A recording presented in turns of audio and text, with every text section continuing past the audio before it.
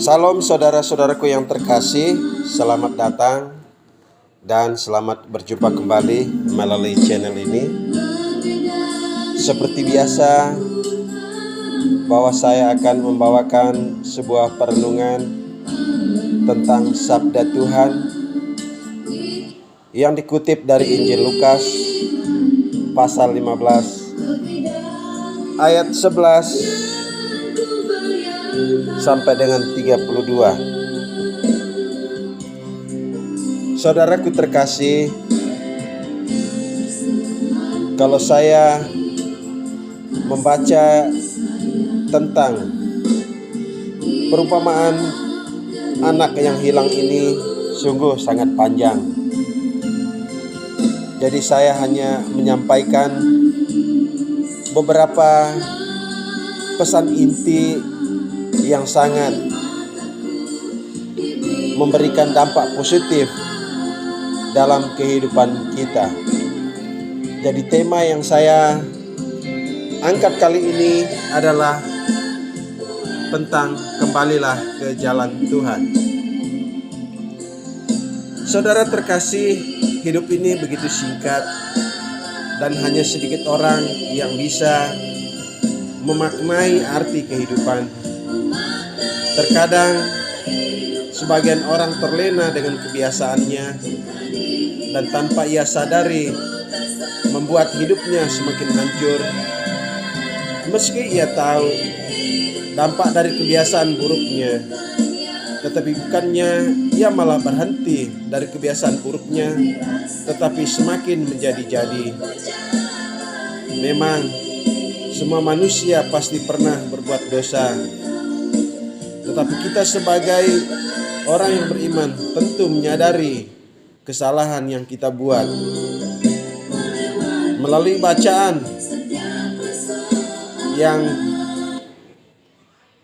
bacaan dari Injil Lukas tentang perumpamaan seorang anak yang hilang, mengingatkan kita bahwa Allah itu sungguh sangat mengasihi manusia.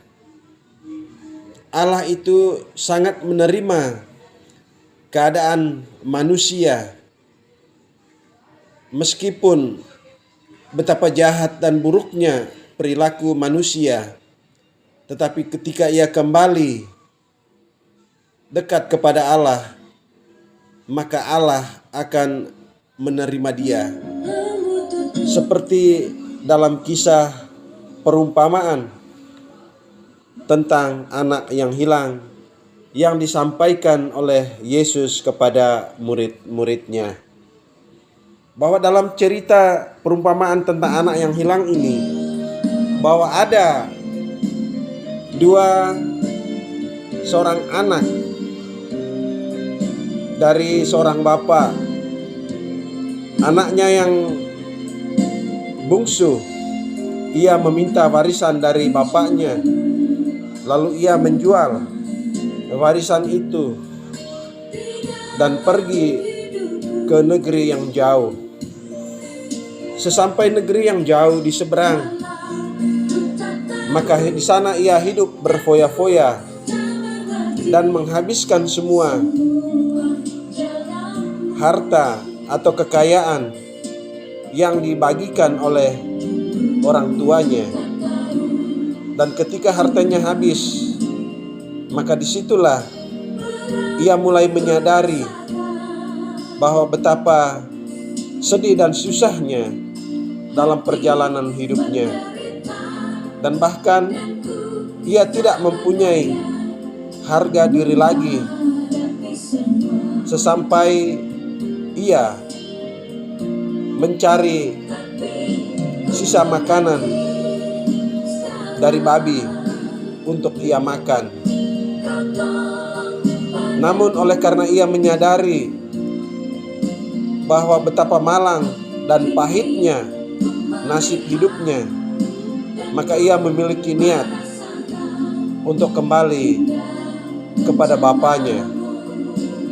Dan ketika ia kembali kepada bapaknya dan bapaknya melihat dia, maka bapaknya pun menerima dia, menjemput dia, dan bahkan bapaknya mengadakan perjamuan syukur dan mengundang semua sahabat-sahabat dan keluarganya dan para pelayannya, sehingga mereka mengadakan pesta besar-besaran. Sehingga dia katakan, "Hai, bahwa anaknya yang hilang telah didapati kembali, dan anaknya yang sudah mati telah hidup kembali." Saudara dan saudariku, bahwa itulah hidup.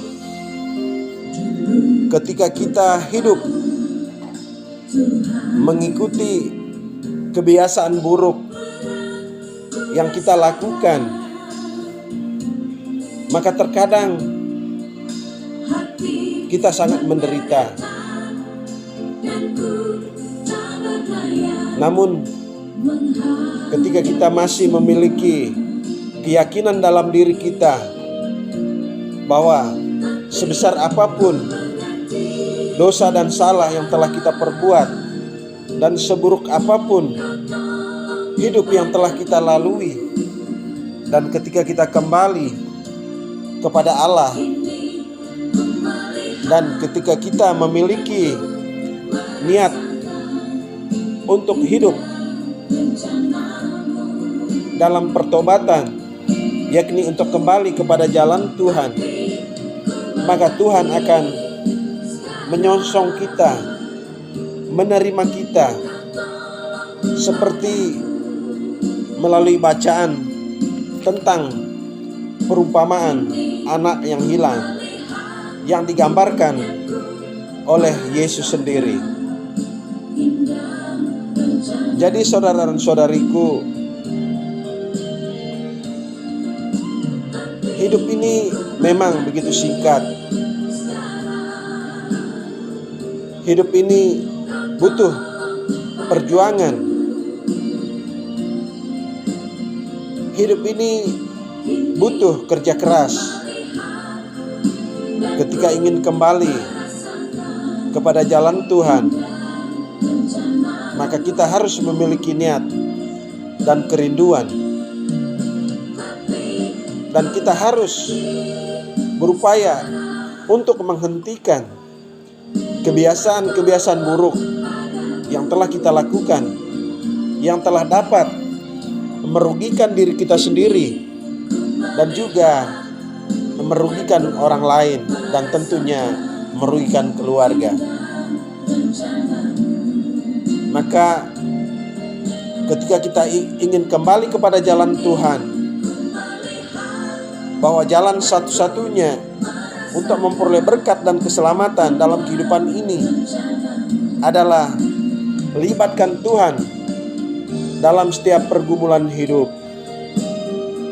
Kita ambil contoh seorang pemuda yang bepergian ke luar negeri. Di sana ia menghabiskan harta dari orang tuanya. Ketika hartanya atau uangnya sudah habis, oleh karena ia hidup berfoya-foya dan telah kehilangan harga dirinya, maka ia mulai berpikir dalam hatinya, "Aku akan kembali kepada ayahku." Maka suatu hari tibalah saatnya ia kembali kepada ayahnya, dan ayahnya pun menerima dia dengan senang hati.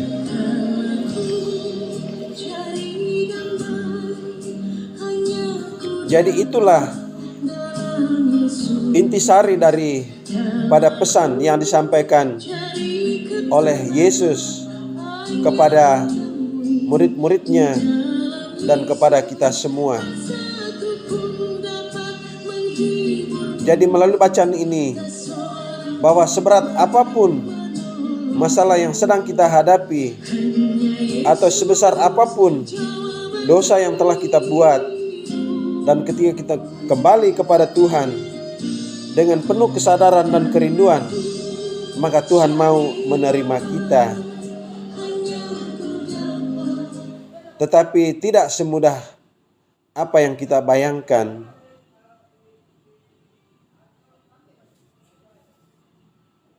Sebab semuanya harus melalui proses.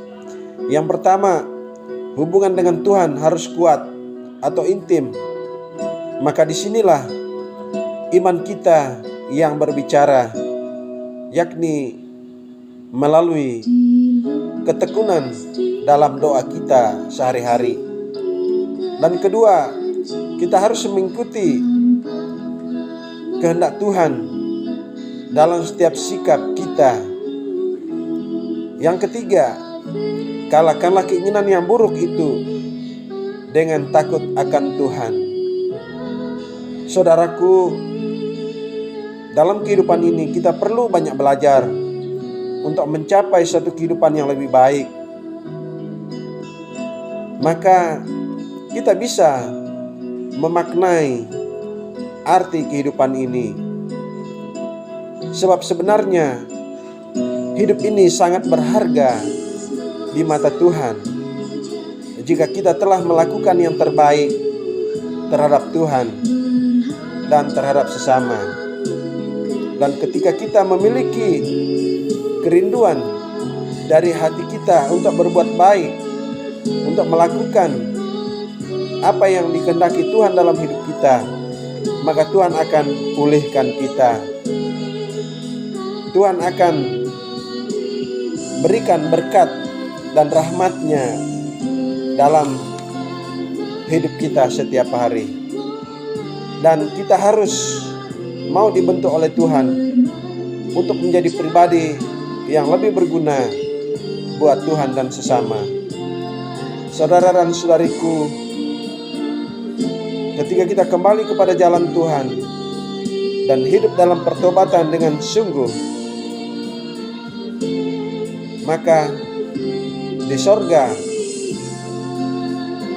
kelak kita akan diterima dalam sebuah perjamuan, dan semua malaikat di sorga bersukacita memuliakan Allah.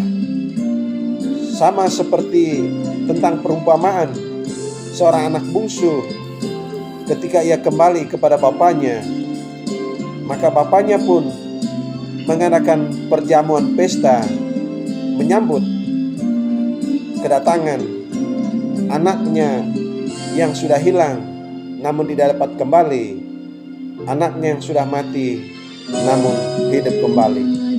Jadi itulah sifat Allah, bahwa Dia Allah yang sungguh penuh kasih, yang senantiasa mengasihi setiap orang yang sungguh datang kepadanya. Terima kasih buat saudara dan saudariku, dan semoga Tuhan memberkati kita. Amin.